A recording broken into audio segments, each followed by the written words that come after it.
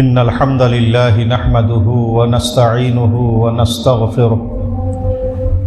ونعوذ بالله من شرور أنفسنا ومن سيئات أعمالنا من يهده الله فلا مضل له ومن يضلل فلا هادي له وأشهد أن لا إله إلا الله وأشهد أن محمدًا عبده ورسوله يا أيها الذين آمنوا اتقوا الله حق تقاته ولا تموتن إلا وأنتم مسلمون يا أيها الناس اتقوا ربكم الذي خلقكم من نفس واحدة وخلق منها زوجها وبث منهما رجالا كثيرا ونساء واتقوا الله الذي تساءلون به والأرحام إن الله كان عليكم رقيبا يا أيها الذين آمنوا اتقوا الله وقولوا قولا سديدا يصلح لكم أعمالكم ويغفر لكم ذنوبكم ومن يطع الله ورسوله فقد فاز فوزا عظيما أما بعد فإن خير الحديث كتاب الله وخير الهدي هدي محمد صلى الله عليه وسلم وشر الأمور محدثاتها وكل محدثة بدعة وكل بدعة ضلالة وكل ضلالة في النار فاعوذ بالله من الشيطان الرجيم بسم الله الرحمن الرحيم قاف والقرآن المجيد بل عجبوا أن جاءهم منذر منهم فقال الكافرون هذا شيء عجيب أإذا متنا وكنا ترابا ذلك رجع بعيد قد علمنا ما تنقص الأرض منهم وعندنا كتاب حفيظ بل كذبوا بالحق لما جاءهم فهم في أمر مريج أفلم ينظروا إلى السماء فوقهم كيف بنيناها وزيناها وما لها من فروج والأرض مددناها والقينا فيها رواسي وأنبتنا فيها من كل زوج بهيج تبصرة وذكرى لكل عبد منيب ونزلنا من السماء ماء مباركا فأنبتنا به جنات وحب الحصيد والنخل باسقات لها طلع نضيد رزقا للعباد وأحيينا به بلدة ميتا كذلك الخروج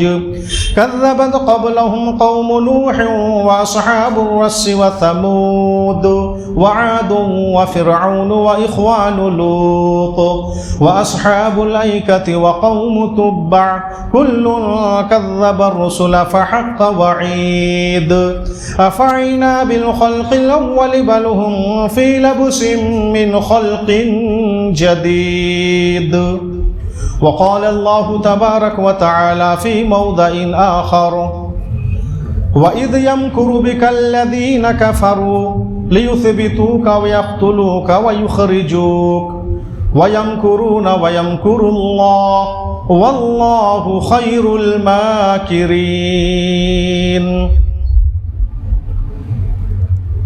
تمام تر تحمید و توصیف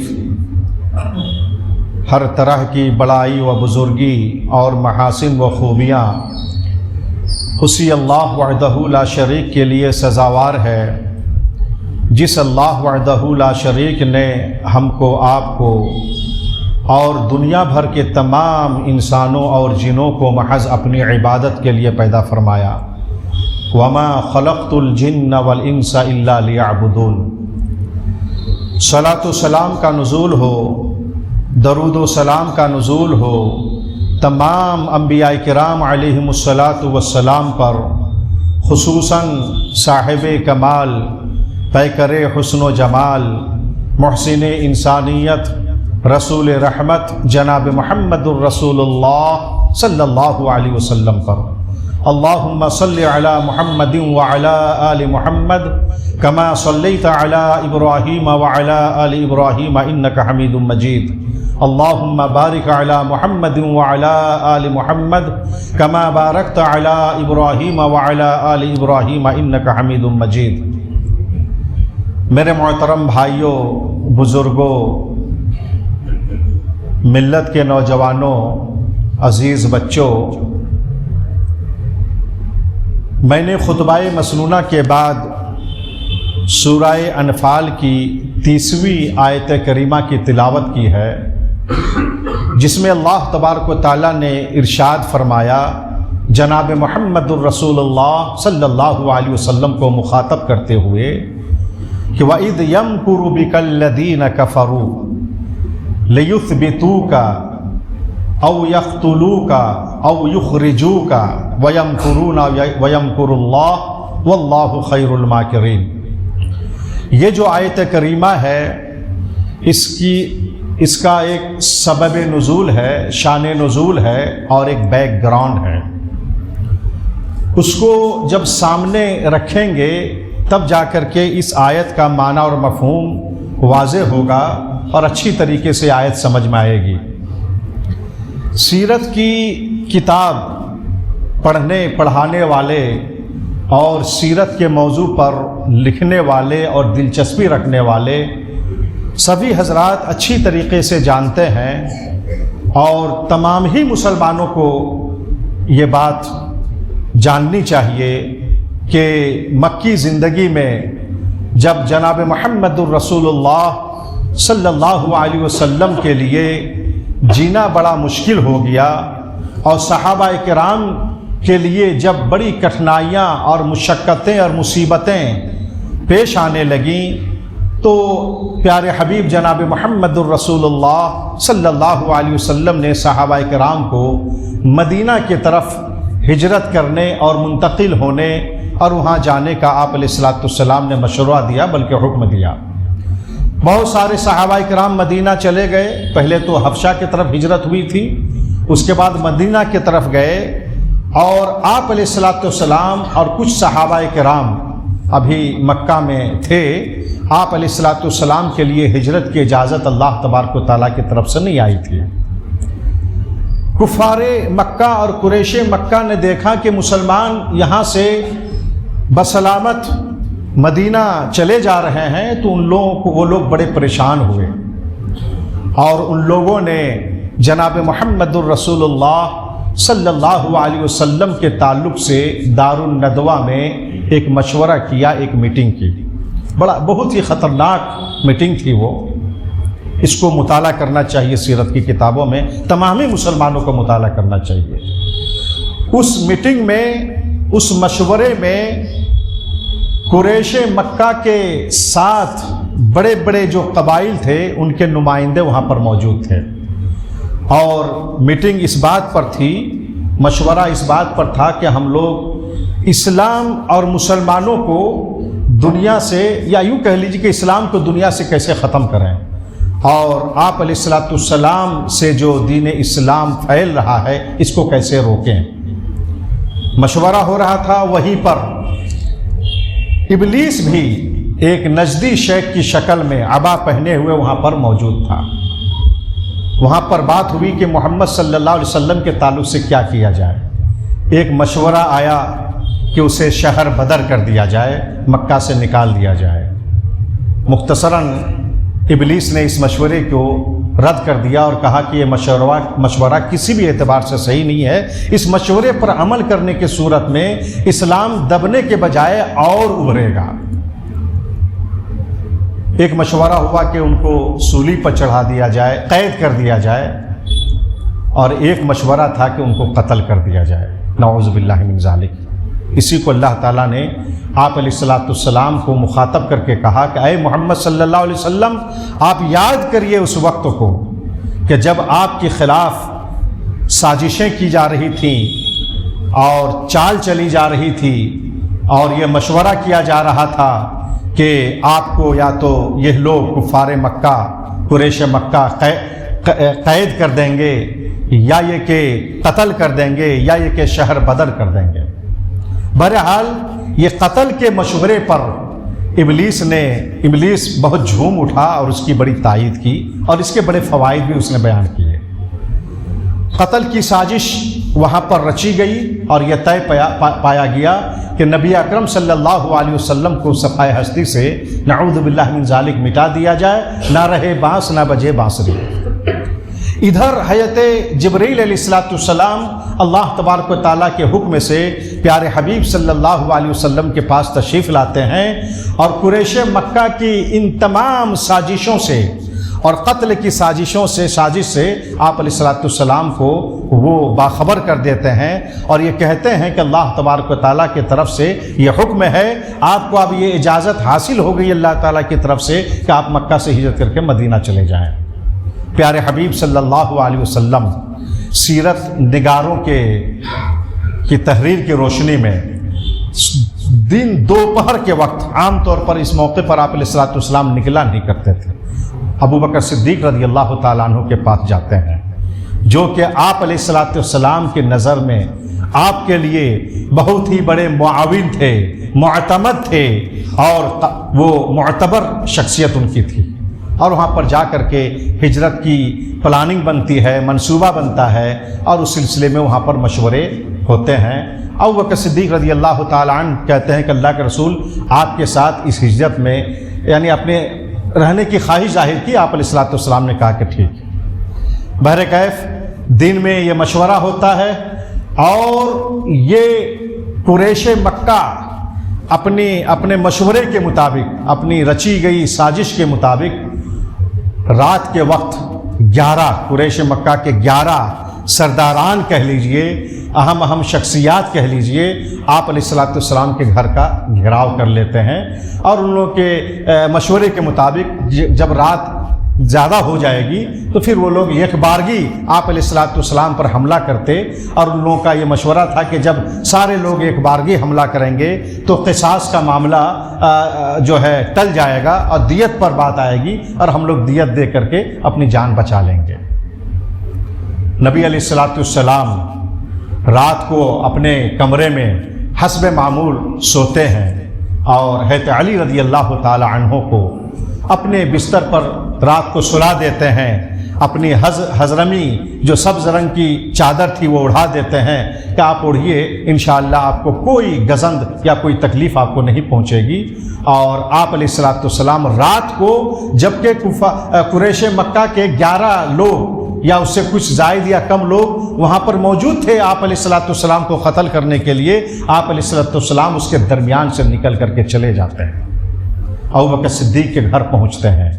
اور ابو بکر صدیق رضی اللہ تعالی عنہ کے گھر کے صدر دروازے سے نہیں بلکہ پیچھے کے دروازے سے یا بڑی کھڑکی رہی ہوگی، اس سے آپ علیہ السلام ابو بکر صدیق رضی اللہ تعالی عنہ کے ساتھ وہاں سے نکلتے ہیں، اور مدینہ جانے کا جو عام راستہ ہوتا ہے اس کو چھوڑ کر کے آپ علیہ السلام کو معلوم تھا کہ صبح کو اسی راستے میں لوگ تلاشیں گے، اس کو چھوڑ کر کے یمن جانے والا جو جنوبی راستہ ہے اس سے جا کر کے وہاں سے 4 میل کے فاصلے پر تقریباً جو ثور نامی پہاڑ ہے اس غار میں جا کر کے ابو بکر صدیق رضی اللہ تعالیٰ عنہ اور آپ علیہ السلام وہاں پر 3 رات تک چھپ جاتے ہیں، جمعہ سنیچر اتوار، غالباً یہ 3 راتیں تھیں۔ اور قربان جائیے پیارے حبیب صلی اللہ علیہ وسلم کی قیادت پر اور آپ علیہ السلام کی قائدانہ صلاحیت پر کہ آپ علیہ السلام جو وہاں پر 3 رات گزارے، کیا بہترین اور حیران کن انتظام تھا۔ عامر ابن فہیرہ جو ابو بکر صدیق رضی اللہ تعالی عنہ کا چرواہا تھا، وہ رات میں ادھر ہی اپنا بکری اکری چراتا تھا، اور دودھاری بکریوں کو لے کر کے اس غار میں پہنچتا تھا، اس دودھ کو دوہا جاتا تھا، اور سب وہاں پر شکم سیر ہو کر کے دودھ پیتے تھے، اور صبح سے پہلے ہی وہ اپنے بکریوں کو لے کر کے چرواہوں میں اس طرح مل جاتا تھا کہ لوگ سمجھتے تھے، نہیں سمجھ پاتے تھے کہ وہ وہاں سے آ رہا ہے۔ ادھر ابو بکر صدیق رضی اللہ تعالی عنہ کا بیٹا عبداللہ ان کو آپ علیہ الصلوۃ والسلام نے مقرر کیا تھا کہ وہ دن میں مکہ میں دن گزارتا، اور آپ علیہ الصلوۃ والسلام کے تعلق سے جو سازشیں ہوتی، جو مشورے ہوتے، ان کے درمیان رہ کر کے ان کو سنتے، اور رات کے وقت آپ علیہ الصلوۃ والسلام کو غار ثور میں جا کر کے وہ ساری باتیں بتلا دیتے، اور صبح ہونے سے پہلی پھر وہ مکہ آ کر کے اس طرح صبح کرتے، لوگ سمجھتے تھے کہ مکہ ہی میں صبح کر رہا ہے۔ اللہ اکبر۔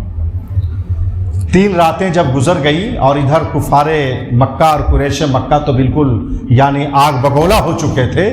اور غصے سے بالکل لال پیلے ہو چکے تھے، ان لوگوں نے ہر ممکن کوششیں کی، تدبیریں کی آپ علیہ الصلوۃ والسلام اور ابو بکر صدیق رضی اللہ تعالیٰ عنہ کو پکڑنے کے لیے، لیکن ساری کوششیں ان لوگوں کی ناکام ہو گئی۔ اللہ نے فرمایا کہ وَيَمْكُرُونَ وَيَمْكُرُ اللَّهُ، اسی آیت میں کہ یہ لوگ چال چلتے ہیں، تدبیر کرتے ہیں، اللہ تعالیٰ بھی تدبیر کرنے والا ہے، اور اللہ تبارک و تعالیٰ سے بہترین تدبیر، اللہ تعالیٰ کی تدبیر سے بہتر تدبیر، اللہ تبارک و تعالیٰ سے بہترین تدبیر کرنے والا، لفظ خیر کا یہ اس میں تفضیل ہے، دنیا میں کوئی اور نہیں ہو سکتا ہے، اس سے بہترین تدبیر نہیں ہو سکتی۔ بہرکیف 3 رات آپ علیہ الصلوۃ والسلام نے غار ثور میں گزارا۔ جب معاملہ بالکل ٹھنڈا ہو گیا تو آپ علیہ الصلوۃ والسلام نے مکہ سے مدینہ جانے کے لیے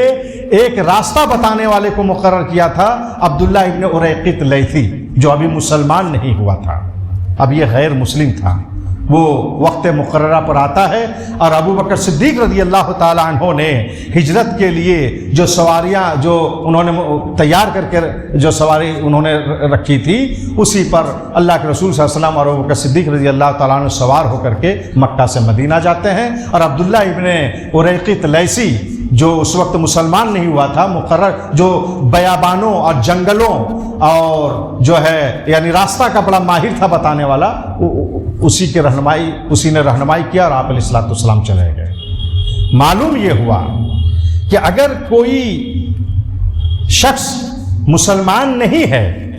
لیکن کسی معاملے میں ماہر ہے تو مسلمانوں کے لیے جائز ہے کہ وہ اس سے استعانت اور مدد لے سکتا ہے، اور اس سلسلے میں بہت ساری روایتیں موجود ہیں کہ غیر مسلموں سے دین کے کاموں میں بھی مدد لی جا سکتی ہے اور ان سے تعاون لیا جا سکتا ہے، بشرطے کہ وہ معتبر ہو، معتمد ہو، اور اس سے کسی قسم کا کوئی خوف اور خطرہ نہ ہو، لے سکتے ہیں۔ ابو طالب جو کہ مسلمان نہیں ہوئے تھے، نبی علیہ الصلوۃ والسلام کا تعاون زندگی بھر انہوں نے نبی علیہ الصلوۃ والسلام کا تعاون کیا، اور آپ علیہ الصلوۃ والسلام ان کے تعاون سے اسلام کی تبلیغ آپ نے کی اور دین اسلام کو فروغ دیا، آپ علیہ الصلوۃ والسلام سے لے سکتے ہیں۔ بہرکیف نبی علیہ الصلوۃ والسلام مکہ سے ہجرت کر کے مدینہ جاتے ہیں، راستے میں مسجد قباء میں ٹھہرتے ہیں، وہاں پر ایک مسجد کی بنیاد رکھتے ہیں جو مسجد قباء سے مشہور ہیں اور جس کی فضیلت بھی ہے۔ پھر وہاں سے آپ علیہ الصلوۃ والسلام مدینہ تشریف لے جاتے ہیں۔ مدینہ کے مسلمان استقبال میں تھے، انتظار میں تھے، خوشیوں کی ایک لہر دور پڑی، اور وہاں پر آپ علیہ الصلوۃ والسلام مدینہ میں جانے کے بعد دیکھیے سیرت رسول کا مطالعہ ضرور کرنا چاہیے مسلمانوں کو۔ مدینہ پہنچنے کے بعد آپ علیہ الصلوۃ والسلام نے اپنے ٹھکانے کی پہلے فکر نہیں کی، انتظام نہیں کیا۔ آپ علیہ الصلوۃ والسلام کہاں رہیں گے، آپ کا گھر ابھی ہے نہیں، سب سے پہلے جس چیز کی فکر آپ علیہ الصلوۃ والسلام نے کی وہ مسجد کی فکر کی، اور مسجد نبوی کی آپ علیہ الصلوۃ والسلام نے بنیاد ڈالی۔ اور یہ مسجد نبوی کا بھی مطالعہ ہونا چاہیے۔ یہ مسجد نبوی صرف ایک مسجد نہیں تھی، وہ ایک یونیورسٹی بھی تھی۔ نبی علیہ الصلوۃ والسلام کی درسگاہ وہاں پر، درسگاہ نبوت سے صحابہ کرام رضی اللہ تعالی علیہم اجمعین نے براہ راست آپ علیہ الصلوۃ والسلام سے علم حاصل کیا، اور پورے دنیا میں انہوں نے علم دین کو پھیلایا۔ وہ مسجد نبوی ایک پارلیامنٹ کی حیثیت اس مسجد نبوی کو حاصل تھی۔ یہ ایک الگ موضوع ہے، اس پر بھی باتیں ہونی چاہیے اور اس پر عمل بھی ہونا چاہیے۔ پھر آپ علیہ الصلوۃ والسلام نے انصار اور مہاجرین کے درمیان مواخات اور بھائی چارہ کا ایک تاریخی فیصلہ کیا۔ اللہ اکبر، یہ بھی مطالعے سے تعلق رکھتا ہے۔ پھر آپ علیہ الصلوۃ والسلام نے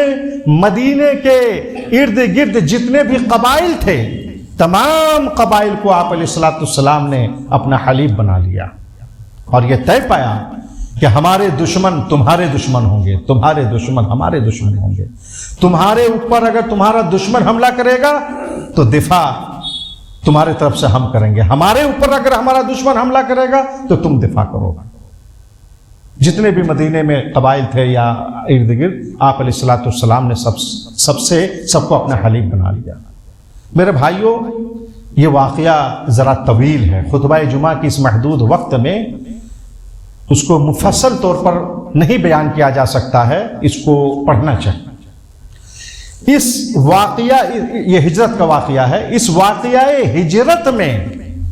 ہم مسلمانوں کے لیے عبرت اور موعظت کی بہت سی قیمتی باتیں اس کے اندر موجود ہیں۔ سب سے پہلی بات جو ہمارے لیے ہے وہ یہ ہے کہ دیکھیے، اسلام اور مسلمانوں کے مخالفین یہ عہد رسالت ہی سے چلے آ رہے ہیں، اور جو اچھا انسان ہوتا ہے، جو اچھا انسان ہوتا ہے، جو اچھا کام کرتا ہے، ان کے مخالفین ہوتے ہیں، معاندین ہوتے ہیں، رکاوٹ ڈالنے والے ہوتے ہیں۔ شیطان اپنے نمائندے انسانوں میں اس طرح بنا لیتے ہیں۔ ان مخالفتوں سے اور معاندین کی عداوتوں سے، رکاوٹوں سے ایک بندہ مومن کو کبھی گھبرانا نہیں چاہیے۔ جو اچھا کام وہ کر رہا ہے، اس کام سے اس کو رکنا نہیں چاہیے، بلکہ اخلاص کے ساتھ، للہیت کے ساتھ، قوم و ملت کی خیرخواہی اور ہمدردی کے جذبے کے ساتھ ان کو وہ کام کرنا چاہیے، اور اللہ تبارک و تعالیٰ کی مدد ان کو شامل حال ہوگی۔ نہ مخالفتیں اور رکاوٹیں وہاں پر کوئی کارگر ثابت نہیں ہوگی، اللہ تبارک و تعالیٰ کے فضل کرم سے وہ کامیاب ہوگا، جیسا کہ جناب محمد الرسول اللہ صلی اللہ علیہ وسلم کو کامیابی ملی، اور ہزار مخالفتوں، رکاوٹوں، عداوتوں کے باوجود اسلام دنیا میں پھیلا، اور جس مکہ سے اللہ کے رسول صلی اللہ علیہ وسلم نکلے، بلکہ یوں سمجھیے کہ نکالے گئے، ایک دن آیا کہ مکہ فتح ہو گیا۔ جب مکہ فتح ہوا، وہاں پر بھی آپ علیہ الصلوۃ والسلام کی ایک سیرت طیبہ ابھر کر کے سامنے آتی ہے کہ اپنے مخالفین کے ساتھ، اپنے معاندین کے ساتھ، بلکہ قتل کی سازش رچنے والوں کے ساتھ آپ علیہ الصلوۃ والسلام کا جو حسن معاملہ ہوا، اور جو رویہ آپ علیہ الصلوۃ والسلام نے اختیار کیا، جو سیرت طیبہ آپ علیہ الصلوۃ والسلام نے پیش کی، وہ قابل عمل ہے، قابل تقلید ہے، اور وہ واقعی سیرت طیبہ ہے۔ اللہ سب کو آپ علیہ الصلوۃ والسلام نے معاف کر دیا، اور عفو درگزر کا جو آپ علیہ الصلوۃ والسلام کے اندر معاملہ تھا، اس عفو درگزر نے اسلام کو مزید تقویت اس سے ملی، اور اسلام اس کو اس سے مزید فروغ ملا۔ اچھا، اس واقعے میں آپ غور کریں، پیارے حبیب صلی اللہ علیہ وسلم نے ہجرت کا جو منصوبہ بنایا تھا، جو پلاننگ کی تھی، جو تخطیط بنائی تھی آپ علیہ الصلوۃ والسلام نے، اور جس منصوبہ بند طریقے سے آپ نے ہجرت کی، پھر مدینے میں ایک اسلامی ریاست کی جو تشکیل آپ علیہ الصلوۃ والسلام کے ذریعے سے عمل میں آئی، اور آپ علیہ الصلوۃ والسلام ہی سبھوں کے قائد وہاں پر مقرر ہوئی۔ اللہ اکبر۔ وہاں پر یہودیت تھی، مدینے میں اسلام کے مخالفین تھے، مسلمانوں کے حاسدین تھے، بڑی کوششیں کی آپ علیہ الصلوۃ والسلام کے خلاف، لیکن آپ علیہ الصلوۃ والسلام کے پاس ایسے اخلاق تھے، ایسی صفات حسنہ سے آپ علیہ الصلوۃ والسلام متصف اور مزین تھے کہ لوگوں نے آپ علیہ الصلوۃ والسلام کی قیادت کو تسلیم کیا۔ اللہ اکبر۔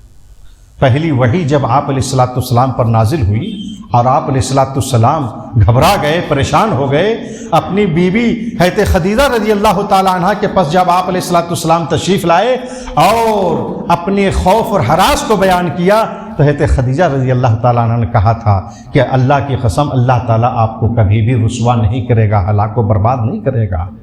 آپ تو لوگوں کو راستہ بتاتے ہیں، لوگوں کا بوجھ ڈھوتے ہیں، صلہ رحمی کرتے ہیں۔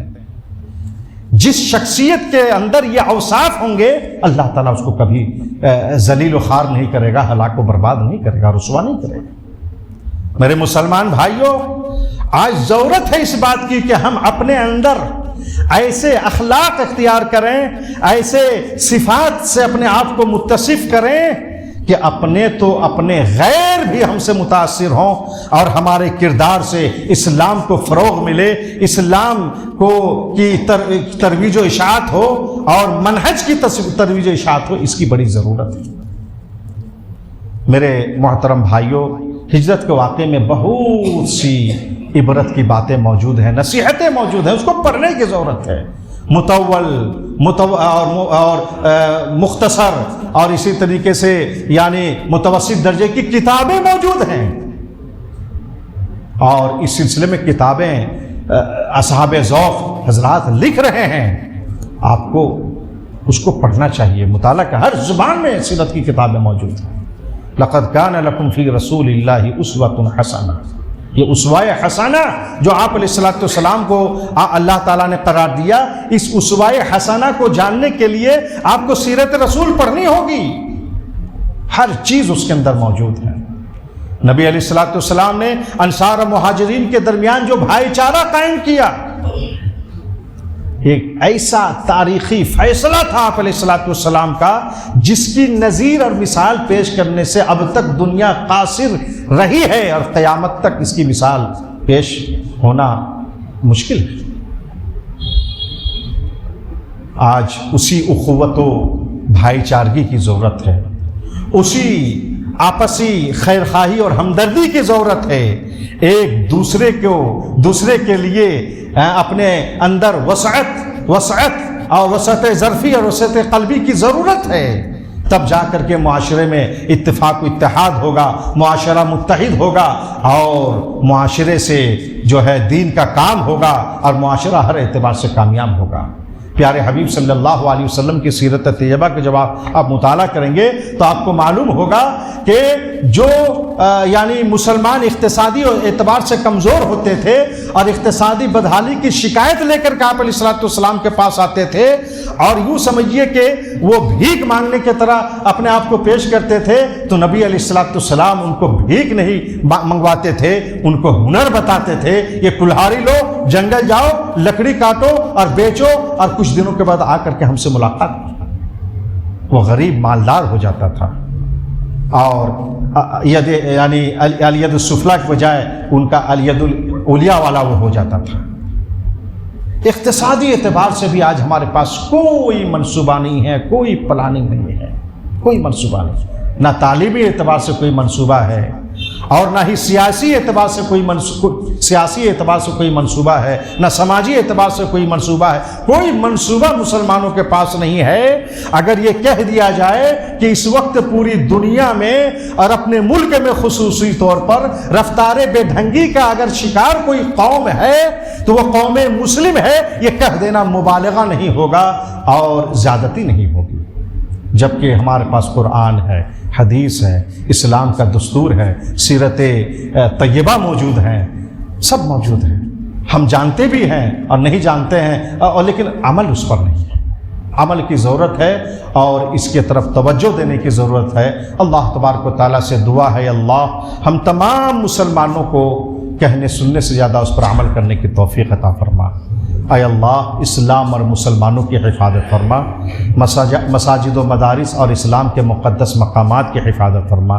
اے اللہ ہمیں حاسدوں کے حسد، ماکروں کے مکر و فریب، معاندین کی عداوتوں اور ہر طرح کے شرور و فتن سے ہم سبوں کی حفاظت فرما۔ اے اللہ ہمیں جب تک زندہ رکھ، ایمان کی حالت میں زندہ رکھ، اور ہم سب کا خاتمہ ایمان کی حالت میں فرما۔ ربنا تقبل منا انك انت السميع العليم وتب علينا انك انت التواب الرحيم صلى الله تعالى على خير خلق محمد وعلى آله وصحبه اجمعين برحمتك يا ارحم الراحمين۔